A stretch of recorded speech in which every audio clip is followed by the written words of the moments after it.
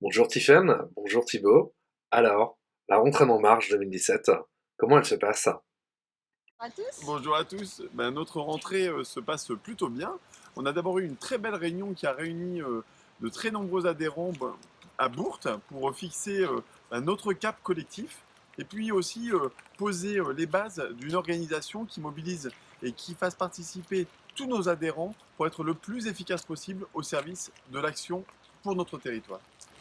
Et on est vraiment content parce que sur la base de la démocratie participative, on a réussi à structurer notre organisation et on va avoir des animateurs présents sur tout le territoire pour que chaque citoyen de la 4e circonscription puisse identifier un interlocuteur en marche et pouvoir échanger librement avec lui de tout ce qu'il peut rencontrer dans le quotidien et de ce qu'il aimerait voir changer.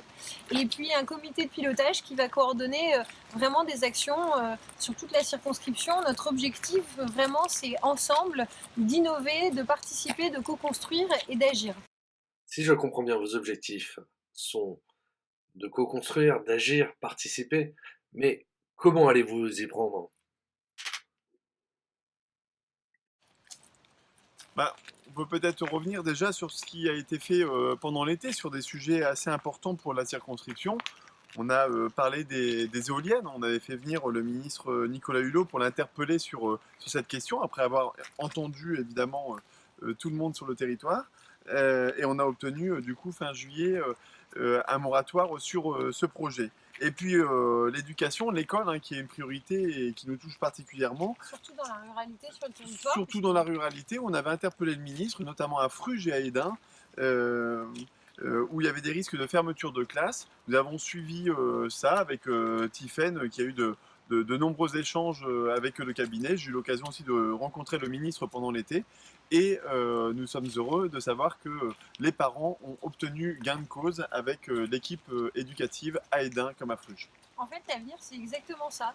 On a envie de continuer d'interagir comme on l'a fait, c'est-à-dire que c'est les parents, les enseignants qui nous avaient sollicités et on a travaillé avec les interlocuteurs, à la fois tout ce qui était au niveau de l'académie, au niveau des ministères, pour trouver une solution qui est satisfaisante et juste pour tous. Et l'objectif, en fait, à l'avenir, c'est de continuer comme ça, c'est-à-dire d'aller au contact des gens, d'entendre les problématiques. Et pour ce faire, on va faire le laboratoire d'idées. On va avoir un comité de projet pour soutenir tous les projets du territoire. Et puis, on aura également des réunions thématiques. Tous les, Et on tous va les, se ven- réunir. tous les derniers vendredis du mois. Et donc d'ailleurs, on vous donne rendez-vous vendredi 29 pour la première réunion sur la thématique de l'emploi, puisque ce sera la fin du travail sur la loi travail, pour que nous discutions de l'impact très positif qu'on peut en attendre en matière de création d'emplois et de dialogue social. Et c'est ouvert à tous parce que notre objectif, c'est de pouvoir échanger, débattre et de trouver ensemble les solutions qui vont permettre d'inscrire notre territoire dans le 21e siècle, donc le 29 septembre. On compte sur vous pour la réunion sur l'emploi.